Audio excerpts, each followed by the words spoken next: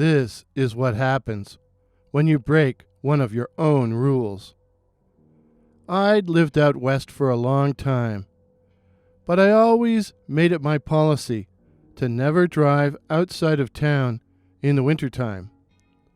Unfortunately, I had to attend a meeting in Saskatoon, and as there is no longer any bus service from Regina, I had to drive it there and back. It was no use complaining to the people I worked with. Most of them had lived out here all their lives and grew up gunning pickup trucks through howling blizzards. But I'm from the sunny south, and I didn't like driving on snow and ice. Regina to Saskatoon. It's not a bad drive, in nice weather. And now that they've raised the speed limit, you can do it in under 3 hours. But winter is different. Out here, there can be clear blue skies, and in less than half an hour, a raging snowstorm with whiteout conditions. And there's nothing, no towns, nothing but wide open empty space, farmland between the two cities. Still, I had been voluntold, so I had no choice. I had to go. I drove up very early in the morning with the rising sun, and everything was fine. The roads were clear and traffic was light. I could have stayed overnight, but when the meeting ended at 5 p.m., I figured I'd just go. After all, everything was fine on the run up. I'd be home by 8 o'clock, so why not go while the getting was good? Big mistake. Big, big, big mistake. I was only 20 minutes south of the city when I began to notice how dark it was. Once you left the city, there were no light standards, no lighting along the highway. The only lights you had were your headlights and the lights from the other vehicles. And dusk was falling. And where were those other vehicles anyway? I seemed to have the road all to myself. The night was closing in, and while the day had been bright, a ceiling of thick gray cloud was closing in and shutting out what little light there was. I continued my solitary journey as the world around me got darker and darker, and then, up ahead, a mile or two away, I saw a bank of grayish-white mist covering the highway. Fog? No, a snow squall. I drifted into the snow shower, which was light at first, just granulated specks of white, gently tapping on the windshield. But as I continued down the highway, the flakes became bigger, thicker, heavier, and quickly began to obscure my vision. I instinctively slowed down as the snow began to pile up on the hood of my car. The windshield wipers were moving back and forth at top speed, but I could see they were fighting a losing battle. Everything went white. The road, the sky, everything I could see. And I no longer knew if I was on the road or not. Total whiteout. I had slowed to a dead crawl, and I hoped that no one would come speeding up behind me. I did not fancy getting rear-ended by a transport truck. I couldn't see any other vehicles, either on my side of the road or on the other side heading north. But then I could see nothing but snow. And then the darkness took control. All I could see was a cascade of falling snow, illuminated by my high beams. And then I got stuck. I tried to reverse, but only succeeded in spinning my tires. I couldn't believe how much snow had fallen and how quickly it had fallen.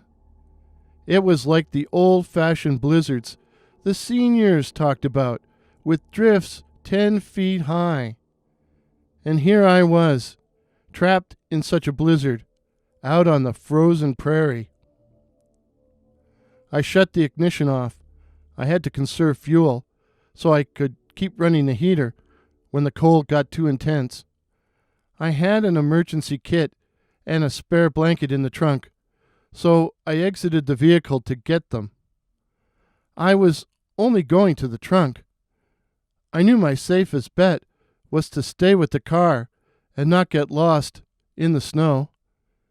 Besides, there was no place to go. I was in the middle of nowhere. But I was blinded the instant I exited the vehicle, and I grabbed onto the side of the car to steady myself and for orientation. The snow was coming down so hard I couldn't see. I clung frantically to the vehicle, for I instinctively knew that if I lost contact with it, I might not find it again.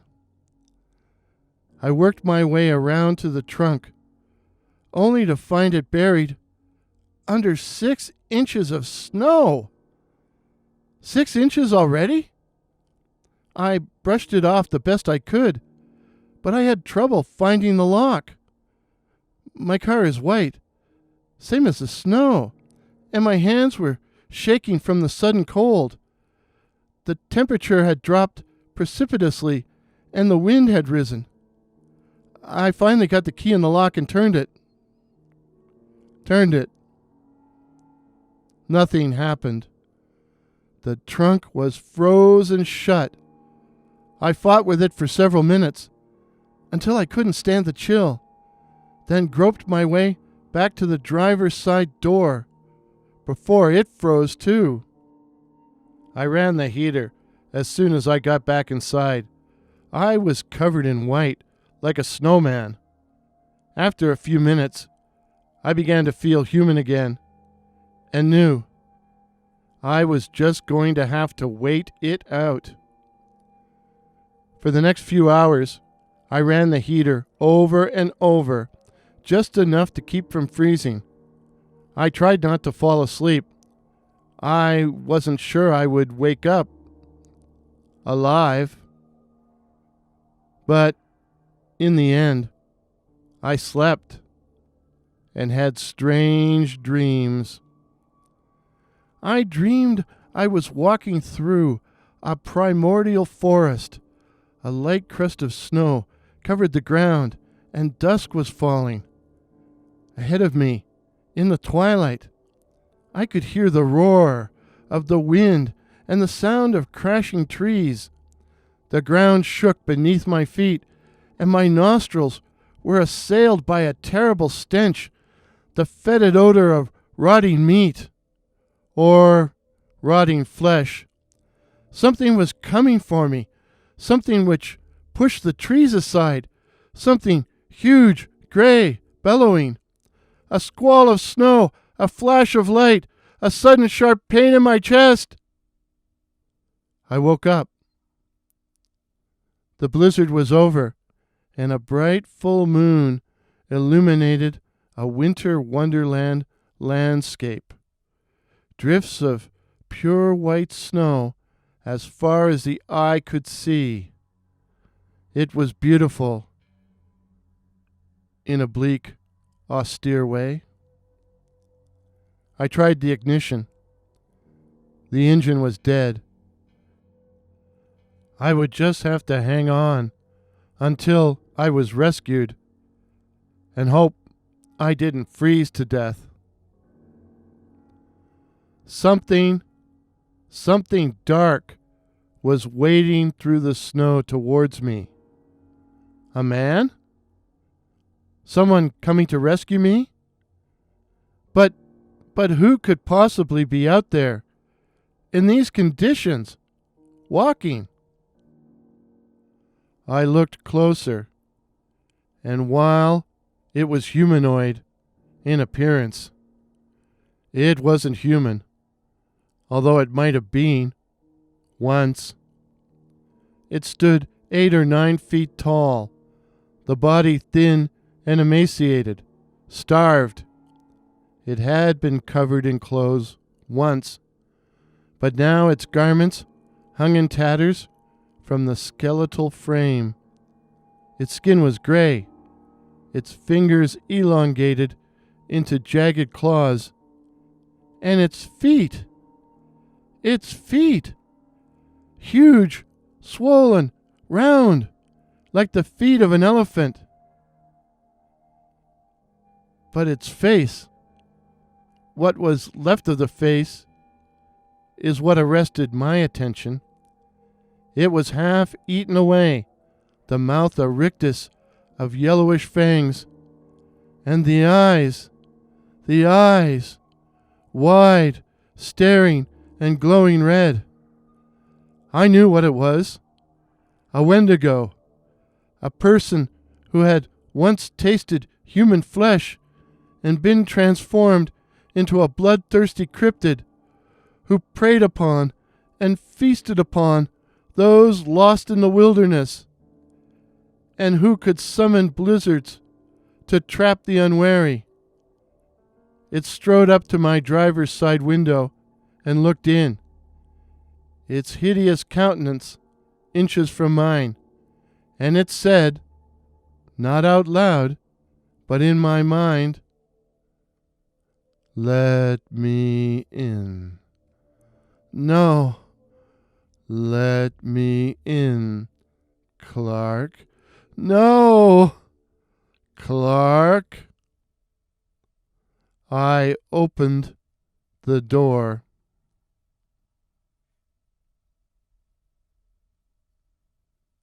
The local news talk radio reported the discovery of the frozen body of Clark McDonald, 53, lying beside his stalled vehicle in a snowdrift on Highway 11 south of Kenaston. What they didn't report is that his heart had been ripped from his body.